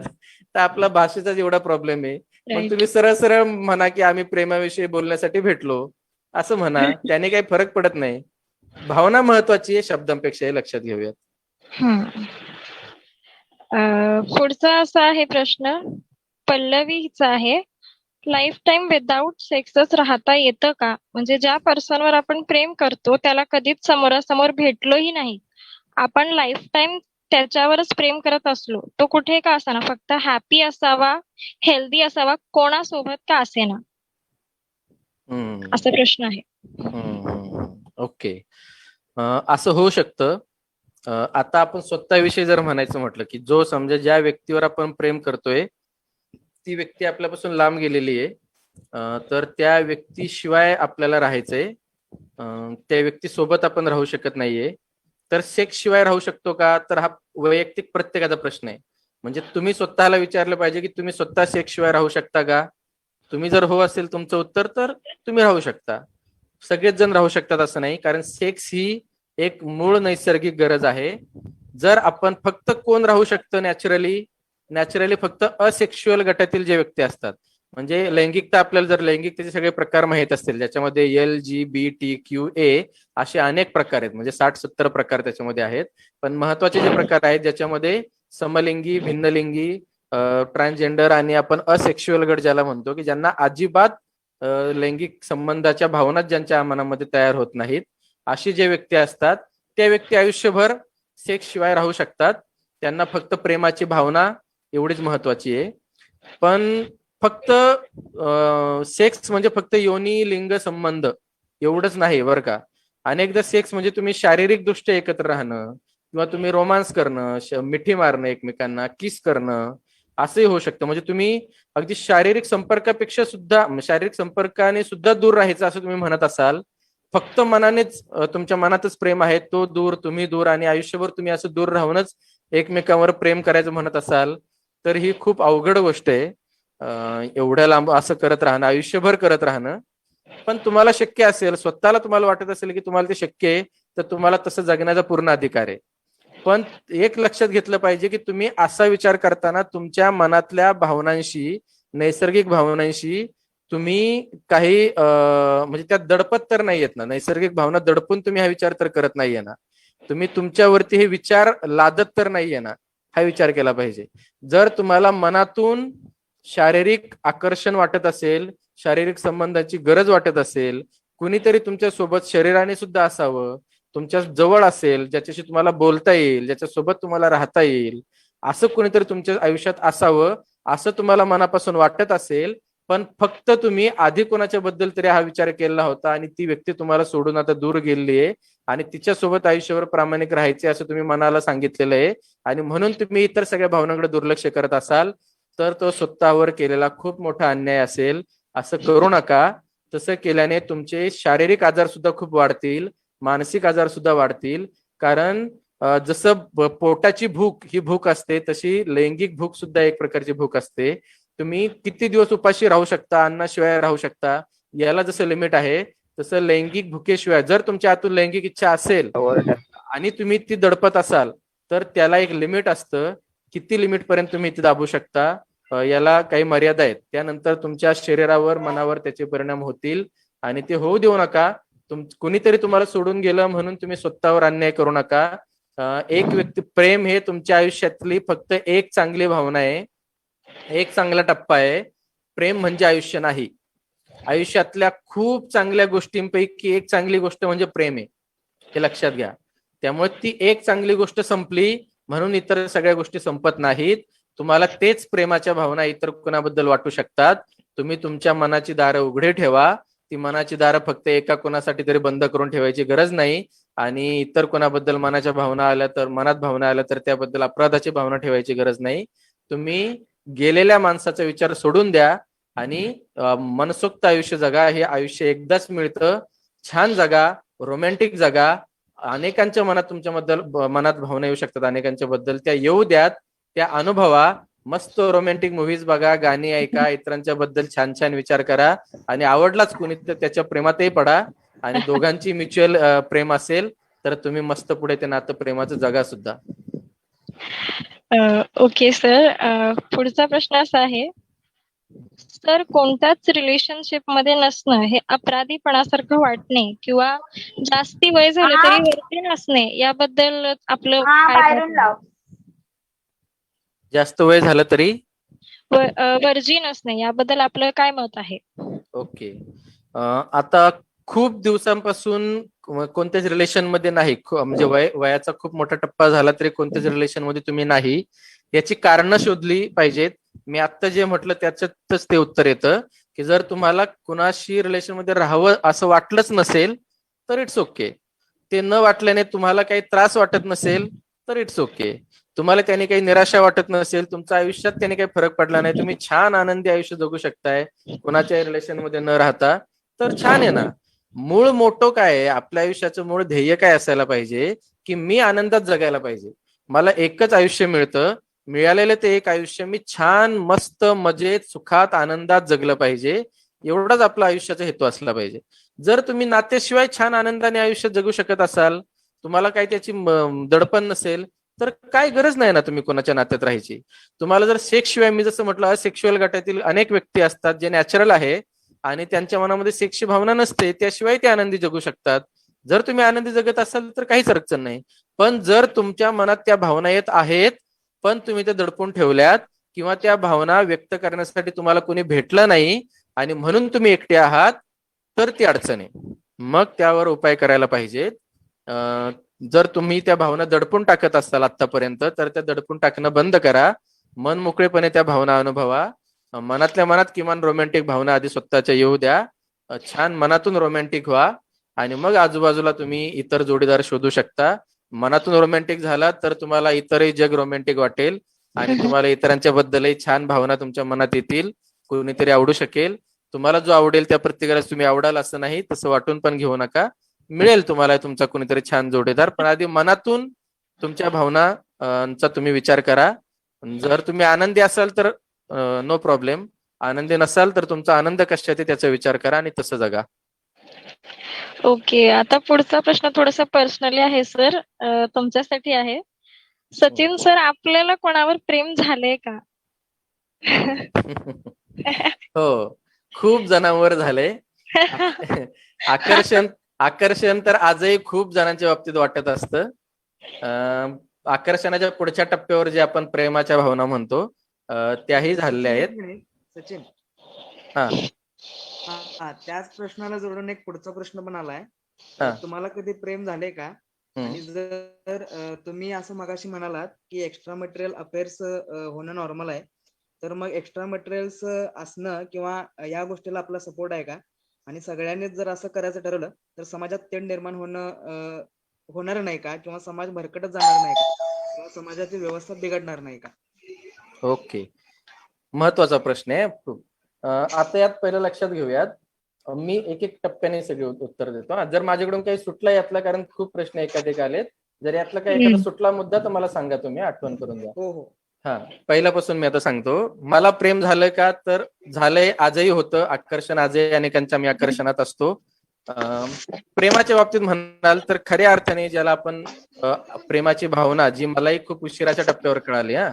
मी पण काय जन्मताच सगळं प्रेमाविषयीचं ज्ञान घेऊन आलेलो नाही. अनेक गैरसमजातून मी पण आलो. सुरुवातीच्या टप्प्यावर अनेक मुलींविषयी आकर्षण वाटले. अजूनपर्यंत तरी मी हेट्रोसेक्शुअल आहे, भिन्नलिंगी आकर्षण असणारा मुलगा आहे. त्यामुळे आतापर्यंत मुलांविषयी कधी अजून आकर्षण वाटलेलं नाही. पण मुलींविषयी आतापर्यंत अनेक खूप सुरुवातीपासून आकर्षण वाटत आलं. त्या आकर्षणातून अनेक मुलींच्या जे सगळे कॉलेज होईन मुलं उद्योग करतात, मुलींच्या मागे फिरणं, मुलींचा विचार करणं, अनेक गाण्यांमध्ये त्या मुलींना अनुभवणं वगैरे वगैरे सगळे प्रकार करून झालेले आहेत. त्यानंतर लॉंग टर्म रिलेशन असं ज्याला आपण म्हणतो, जास्त काळ एका नात्यात राहणं असंही झालं, पण ते सुद्धा प्रेम समजून घेऊन झालं असं नाही.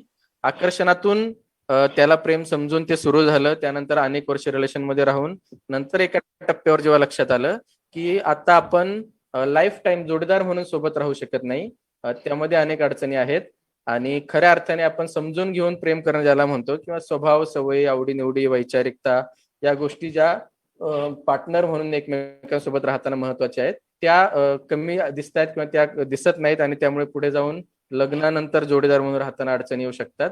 असं लक्षात आल्यानंतर त्या टप्प्यावरती आम्ही थांबलेलो पण आहे. आणि त्यानंतर आज मी ज्या व्यक्तीच्या प्रेमात आहे ती म्हणजे माझी जोडीदार निशा, जिच्या सोबत आम्ही लग्न करायच्या आधी अनेक वर्ष, 1 वर्ष 1-1.5 वर्ष आम्ही सोबत होतो. त्यावेळेस अर्थात मी दुसऱ्या नात्यात एंगेज असल्यामुळे आम्ही मित्रमैत्रीण म्हणून होतो. आमची छान मैत्री होती. त्या मैत्रीतून आम्ही एकमेकांना खूप समजून घेत गेलो, एकमेकांविषयी आदर वाढत गेला, जवळीक वाढत गेली, ओढ वाढत गेली, वैचारिक स्वभावाच्या सगळ्या गोष्टी जुळत गेल्या आणि त्यातून आम्ही दोघांनी एकमेकांचं लाईफ पार्टनर व्हायचं ठरवलं. आणि आज आम्ही छान जगतोय नातं. म्हणजे प्रेम कसं असावं किंवा नातं कसं असावं, सहजीवन कसं असावं हे मला निशासोबत कळतंय आणि आम्ही छान आयुष्य जगतोय, सहजीवन जगतोय. त्यामुळे मी तिच्यासोबत आनंदी आहे. आजही मला प्रेम वाटू शकतं का? तर 100% कुणाबद्दल वाटू शकतं. एक्स्ट्रा मॅरिटल अफेअर्स ज्याला आपण म्हणतो, ते अफेअर्स खरं तर सामाजिक शब्द आहे, पण आता तोही आपण बदलायला पाहिजे. प्रेम लग्नानंतर सुद्धा कुणाबाबतीत वाटू शकतं का असं आपण त्याला म्हणायला पाहिजे. वाटू शकतं 100%. अजूनपर्यंत मला लग्नानंतर प्रेम ज्याला आपण म्हणतो, किंवा जो प्रेम हा खूप मोठा शब्द आहे, खूप ब्रॉड शब्द आहे, तेवढं कुणाबद्दल वाटलं नाही, पण आकर्षण अनेकांबद्दल वाटलेलं आहे. एक्स्ट्रा मॅरिटल अफेअर्स किंवा एक्स्ट्रा लग्नानंतरचा सेक्स आणि प्रेम याला मी सपोर्ट करतो का? तर मी 100% सपोर्ट करतो. एक्स्ट्रा मॅरिटल सेक्स असावं का, लग्नानंतर सेक्स असावं का इतर व्यक्तींसोबत लग्नाच्या जोडीदाराशिवाय, तर असायला पाहिजेत. खूप छान असतं. तुम्ही जास्तीत जास्त जेवढा सेक्सचा आनंद घ्याल तेवढं तुम्ही त्या बाबतीत सुद्धा प्रगल्भ होत जाता. जसं आपण म्हणतो की तुमचे मित्रमैत्रिणी, भिन्नलिंगी मित्रमैत्रिणी जेवढे जास्त असतील तेवढे तुम्ही जास्त प्रगल्भ होत जाता. तेवढं तुम्ही सगळ्याच बाबतीत, प्रेमाचा अनुभव असणारी व्यक्ती प्रेमाचा अनुभव नसणाऱ्या व्यक्तीपेक्षा प्रेमाविषयी जास्त चांगलं सांगू शकते. तसंच सेक्समध्ये जास्त अनुभवी असणारी व्यक्ती सेक्समध्ये कमी अनुभव असणाऱ्या व्यक्तीपेक्षा जास्त चांगलं सांगू शकते. अर्थात ते तेवढं समजून उमजून केलं असेल तर, फक्त कृती म्हणून केलेले नसेल तर. त्यामुळे मी 100% सपोर्ट करतो लग्नानंतरच्या, लग्नाआधीच्या सगळ्याच सेक्सला. सेक्स ही खूप नैसर्गिक भावना आहे, ती असणं काहीच वाईट नाही. ज्यांना ज्यांना शक्य आहे दोघांच्या कन्सेंटने, दोघांच्या इच्छेने, दोघांना आनंद देत सेक्स तुम्ही अनुभवायला हवा, या मताचा मी आहे. जर समाजातल्या सगळ्याच व्यक्तींनी असा विचार केला तर समाजात अनाचार बोकळणार नाही का? आणि त्याच्यामुळे समाजाची सगळी घडी विस्कटणार नाही का? समाजाची व्यवस्था बिघडणार नाही का?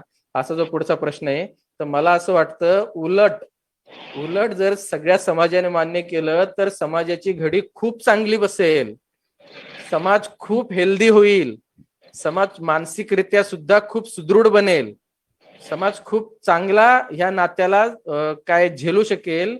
आणि लग्नानंतर येणारे डिप्रेशन, लग्नानंतर एकाच नात्यासोबत जबरदस्ती जगावं लागणं, त्याच्यामुळे अनेकांना सेक्शुअल आनंदापासून, लैंगिक आनंदापासून दूर राहावं लागणं, त्यातून येणारं मानसिक दडपण, त्यातून येणाऱ्या शारीरिक अडचणी आणि त्या सगळ्याला रेटत आयुष्य काढावं लागतं जबरदस्ती पुढे, ते उलट कमी होईल.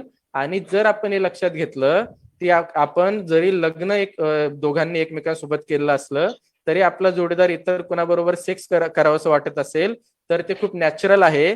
जसं आपला जोडीदार इतर कुणासोबत इमोशनल शेअरिंग करू शकतो, आर्थिक शेअरिंग करू शकतो, वैचारिक शेअरिंग करू शकतो, तसंच तो सेक्शुअल शेअरिंग सुद्धा करू शकतो. इतकं सहज जर आपण ते मान्य केलं तर उलट नातं किती छान होईल तुम्ही बघा. म्हणजे जेव्हा मला सांगा की जर आपला जोडीदार डिप्रेशन मध्ये असेल आणि तो आपल्यासोबत बोलू शकत नसेल, त्याला आपल्याशी बोलणं जास्त कम्फर्ट वाटत नसेल, पण त्याला ज्या मित्रमैत्रिणी सोबत बोलायला जास्त कम्फर्ट वाटते त्या मित्रमैत्रिणी सोबत जेव्हा तो बोलून त्याचं मन हलकं करून पुन्हा आपल्याकडे येईल तेव्हा तो आपल्याशी अधिक हेल्दी नातं ठेवू शकेल. आणि जेव्हा आपल्या नात्यामध्ये तो विश्वास असेल, तो मोकळेपणा असेल, तेव्हा तो आपल्याशी ते शेअर पण करू शकेल आणि किती छान दोघांचं नातं असेल. माझा जोडीदार मला सगळ्या बाबतीतली मोकळीक आहे माझ्या जोडीदाराकडून. आम्ही दोघं एकमेकांच्या स्वातंत्र्याचा पूर्ण विचार करतो, दोघं एकमेकांच्या आनंदाचा पूर्ण विचार करतो, दोघांकडून एकमेकांना कसलंही बंधन नाही. हे नातंच जगायला किती मजा येईल. यात फक्त अडचण त्यावेळेस राहते ती समाजाची. पण तुम्ही जर म्हणताय की सगळ्या समाजाने जर मान्य केलं तर ती अडचण सुद्धा निघून जाईल, सामाजिक जी अडचण आहे ती, आणि खूप छान नातं जगता येईल. अर्थात हे सगळं जगत असताना मी जे म्हटलंय फक्त वाटलं आणि केलं सेक्स असं नाही, तर त्यात ज्या गोष्टींचा विचार करायला पाहिजे त्याच्यामध्ये शारीरिक, मानसिक, भावनिक, वैद्यकीय सगळ्या गर्भनिरोधकांच्या अडचणी असतील किंवा इतर सेक्शुअल ट्रान्समिटेड डिसिजेस जे असतील, STDs, त्याचा सगळ्याचा विचार करणं असेल. आणि मग आपलं सगळं कुटुंब, पण कुटुंब आणि समाज याचं तुम्ही बंधनच घालून टाकलंय. सगळ्यात मोठं बंधन कुटुंब आणि समाजाकडून असतं. पण तुम्ही तुमच्या प्रश्नातच असं म्हणताय की सगळ्यांनीच ते मान्य केलं असेल तर सगळ्यात मोठा अडथळा निघून जातो कुटुंबाचा आणि समाजाचा. मग अडथळा कोणाचा राहतो? फक्त राहतो तो तुमच्या वैद्यकीय अडचणी बघण्याचा आणि मानसिक आणि शारीरिक अडचणी. तर शारीरिक आणि लैंगिक अडचणी तुम्ही भागवताय, राहिलं फक्त मानसिक. मानसिक सुद्धा तुमचे खूप विकार, खूप मानसिक दडपण, डिप्रेशन तुमचं सेक्समुळे कमी होऊ शकतं. जर तुम्ही सेक्स मध्ये आनंदी असाल, लैंगिक आनंद तुम्ही पूर्णपणे उपभोगत असाल, तर तुमचे अनेक इतर शारीरिक आणि मानसिक डिप्रेशन कमी होतात. हे लक्षात घ्या. तुमच्या नात्यात इतर जर तुम्ही तक्रारी असतील पण फक्त सेक्सच्या बाबतीत तुम्ही जर समाधानी असाल ना, तर तुम्ही इतर तक्रारी सुद्धा तुमच्या कमी होत जातात. त्यामुळे सेक्स ही अनेकदा उपचार म्हणून सुद्धा वापरली जाते, एक रेमेडी म्हणून सुद्धा त्याच्याकडे बघितलं जाऊ शकतं. त्यामुळे मला वाटत नाही की सगळ्या समाजाने मान्य केलं तर समाजाची व्यवस्था विस्कटेल. उलट समाजाची घडी अधिक चांगली बसेल असं मला वाटतं आणि खूप चांगलं मोकळेपणाने सगळ्यांना जगता येईल. Thank you okay sir, sir. Thank you so much. खूप छान सांगितलं तुम्ही यावर. Yes, thank you. हा विभा. Okay sir, Vaibhavi. वेळेअभावी एक शेवटचा प्रश्न आपण घेऊया. येस. ते म्हणजे सेक्स एज्युकेशन बाबतीत आपल्या कॉलेजमध्ये म्हणजे का शिकवलं जात नाही किंवा त्याची माहिती आपल्याला आपल्या कॉलेजमध्ये का दिली जात नाही? आता एक तर सगळ्यात पहिला हा कॉलेजला विचारायला पाहिजे प्रश्न, ते का देत नाहीत. पण तरी मी सांगतो की जनरल मानसिकता काय ओके. असते. कारण बघा, आता आपण जोडीदाराची विवेकी निवड आणि प्रेमात पडताना या संवाद शाळा आतापर्यंत घेत आलो. आता आपण सेक्स विषयी, मला वाटते हा माझा सलग 4था कार्यक्रम असेल. आता आपण सेक्स विषयी डायरेक्ट उघडपणे मी बोलायला लागलो. याच्या आधी जोडीदाराची विवेकी निवड आणि प्रेम या संबंधी आपण बोलत होतो. तर हे बोलत असताना कॉलेजमध्ये जोडीदाराची विवेकी निवड या विषयाचं सुद्धा सत्र घ्यायला कित्येक अडचणी असतात. अनेक प्राचार्य, तुम्ही आता काही मुलांना लग्न करायला शिकवणार का कॉलेजमधून, असं म्हणून विरोध करतात. प्रेमात पडताना या नावाला कित्येकांनी आक्षेप घेतलेत. त्यांचं असं म्हणणं आहे की अरे आम्हाला पालक येऊन ओरडतील, तुम्ही प्रेम करायला शिकवता का म्हणतील मुलांना इथं. आणि त्यामुळे प्रेमात पडताना या नावाने सुद्धा घ्यायला कित्येक कॉलेजेस तयार नसतात आणि कित्येक ठिकाणी आम्हाला नाव बदलून हे सत्र घ्यावे लागतात. कारण शिक्षकांची इच्छा असते सत्र घ्यावेत म्हणून, विद्यार्थ्यांची इच्छा असते समजून घ्यायची, पण कॉलेजचे सगळे जी कमिटी असते त्या सगळ्यांचं सामाजिक दडपण त्यांच्यावर असतं. कारण अजूनही आपल्या समाजाने प्रेम आणि सेक्स या गोष्टी मान्य केलेल्या नाहीत. त्यामुळे लैंगिक शिक्षण हा सुद्धा आपल्या समाजामध्ये अजून मान्य झालेला मुद्दा नाहीये. अनेक पालकांना अजूनही असं वाटतं की लैंगिक शिक्षण जर शाळेतून दिलं गेलं तर म्हणजे तुम्ही 8वी 9वी 10वीच्या वयामध्ये काय मुलांना सेक्स करायला शिकवणार का, असं पालकांच्या तक्रारी असतात. म्हणजे लैंगिक शिक्षण कशाला म्हणावं हेच अजून कळालेलं नाही आपल्या समाजामध्ये. त्यामुळे आधी आपण पालकांना, समाजाला आणि शिक्षकांना हे शिकवलं पाहिजे की बाबांनो, लैंगिक शिक्षण म्हणजे सेक्स कसा करायचं याचं शिक्षण नाही. खरं तर त्याचं शिक्षण सुद्धा द्यायची गरज आहे, पण ते पुढच्या टप्प्यावर आहे. ज्यावेळेस टीनेजच्या वयामध्ये, 8वी 9वी 10वीच्या वयामध्ये लैंगिक शिक्षण म्हणताना अधिक लैंगिक भावना ज्या मनामध्ये येतात सुरुवातीच्या काळात त्या समजावून घेणं, त्यांच्याशी डील करणं आणि त्यांचं व्यवस्थापन करणं, आपल्या लैंगिक अवयवांना समजून घेणं, आपल्या लैंगिक अवयवांच्या स्वच्छतेविषयी समजून घेणं, त्यांच्याकडे आदराने बघणं, इतरांच्या लैंगिक अवयवांकडे आदराने बघणं आणि या सगळ्या लैंगिक भावनांना आपण व्यवस्थित हाताळणं याविषयी सांगायला पहिली सुरुवात केली पाहिजे. कारण अनेक लैंगिक शिक्षण शिकवताना लैंगिक अवयवांची नावं टाळून शिकवतात. लैंगिक अवयवांच्या नावं घेण्याशिवाय, तुम्ही घेतल्याशिवाय लैंगिक शिक्षण होऊच शकत नाही. त्यामुळे सगळ्यात पहिल्यांदा आपल्या समाजातला टॅबू निघला पाहिजे. आपण आधी पुरुषाच्या लैंगिक अवयवाला शिश्न आपल्याला म्हणता येते का, स्त्रीच्या लैंगिक अवयवाला योनी आपल्याला म्हणता येते का, ही नावं किमान आपल्याला ओळखीची आहेत का किंवा ते आपलं नाव तोंडात रोळू शकतात का, हे आधी समाजाने, पालकांनी आणि शिक्षकांनी विचार केला पाहिजे. किमान स्वतःच्या तोंडात ही नावं रुळवू शकतील तेव्हा खऱ्या अर्थाने लैंगिक शिक्षण ते मुलांना देऊ शकतील. कारण तोपर्यंत आपण मुलांना हे शिकवणार आहे, नुन्नू म्हणा आणि काय इतर काय काय नावं म्हणा. ते नुन्नू नुन्नी हे जोपर्यंत बंद होत नाही तोपर्यंत लैंगिक शिक्षणाची सुरुवातच होत नाही. खऱ्या अर्थाने तुम्ही लहानपणापासून मुलांना त्यांच्या लैंगिक अवयवांना त्या नावाने हाक मारायला शिकवा, तिथून खरी सुरुवात होईल. त्यासाठी कॉलेजमध्ये जायची पण वाट बघायची गरज नाही. घरातून ती शिकवण 1-2 वर्षाची असल्यापासून सुरू होईल. ओके. येस वैभवी. धन्यवाद सचिन. गेले हा, 2 सर. तास आपण तुझं एक अर्धा पाऊण तासाचं विवेचन आणि त्यानंतर आपल्या इथं असलेल्या सगळ्यांच्याच मनातली प्रश्नांचं उत्तर देण्याचा तुझा छान प्रयत्न होता. साथीनं वेळेअभावी आपल्याला काही प्रश्न घेता येत नाहीयेत, पण नक्कीच तुम्ही सचिनच्या फेसबुक पेजला भेट देऊ शकता किंवा सचिनच्या ब्लॉगला भेट देऊ शकता, जिथे तुम्हाला या सगळ्याच विषयांवरच्या प्रश्नांची उत्तरं वेगवेगळ्या लेखांमधून मिळतीलच. आणि जर का आणखी काही प्रश्नांची किंवा गैरसमज असतील तर तुम्ही थेट त्याच्याशी संपर्क साधू शकता. किंवा मगाशी मी म्हटल्याप्रमाणे आपल्या इथं भागामध्ये तुम्हाला विवेक वाहिनीशी जोडून घ्यायचं असेल किंवा तुमच्या इथं विवेक वाहिनीचं युनिट चालू करायचं असेल तर खाली कमेंट बॉक्समध्ये आमच्यातल्या काही जणांचे आपल्याकडे नंबर आहेत, तर तिथेही तुम्ही संपर्क साधू शकता. आता मी आपल्या या कार्यक्रमाच्या शेवटाकडे म्हणजे गोड आभाराकडे जाते. त्यासाठी मी राधिकाला विनंती करतो की त्याने या कार्यक्रमाचा आभार मानावा. राधिका. नमस्कार साथी. आजचा जो आपला विषय होता की मैत्रीण, प्रेम, आकर्षण आणि सेक्स या विषयावर ऍक्च्युली जास्त बोललं जात नाही आणि या विषयाची माहिती आपल्याला आजचे जे आपले संवादक होते सचिन थिटे सर यांच्याकडून मिळाली आणि सरांनी नक्कीच म्हणजे अनेकांच्या प्रश्नांची उत्तरं देण्याचा प्रयत्न केला आणि ही माहिती सगळ्यांपर्यंत पोहोचली म्हणून सरांचं मी प्रथम खूप खूप आभार मानते. आणि आजचा जो हा कार्यक्रम होता तो कार्यक्रम आयोजित करण्यासाठी आमच्यातलेच म्हणजे एसटी कॉलेज मधले विद्यार्थी असतील किंवा आमची जी इचलकरंजी मधली विवेक वाहिनी आहे त्यामध्ये असलेले सर्व सदस्यांनी जी मेहनत घेतली आहे त्यांचे देखील मी आभार मानते. आणि या कार्यक्रमामध्ये उपस्थित असलेले सर्वजण त्यांचे सर्वांचे मी आभार मानते. धन्यवाद. थँक्यू. आणि तुमचं सगळ्यांचं सुद्धा खूप कौतुक हे सगळे घेण्याबद्दल. आणि असेच पुढे राहूयात. एक रिक्वेस्ट होती सर, हे लेक्चर आम्हाला पुन्हा ऐकता येईल का? फेसबुकवर आहे. आहे सेव्ह होईल ते? हो हो. Okay, thank you so much. हा, चालेल, थांबूयात आपण. सचिन, तूच होस्ट आहेस, तू थांबू शकतोस. ओके.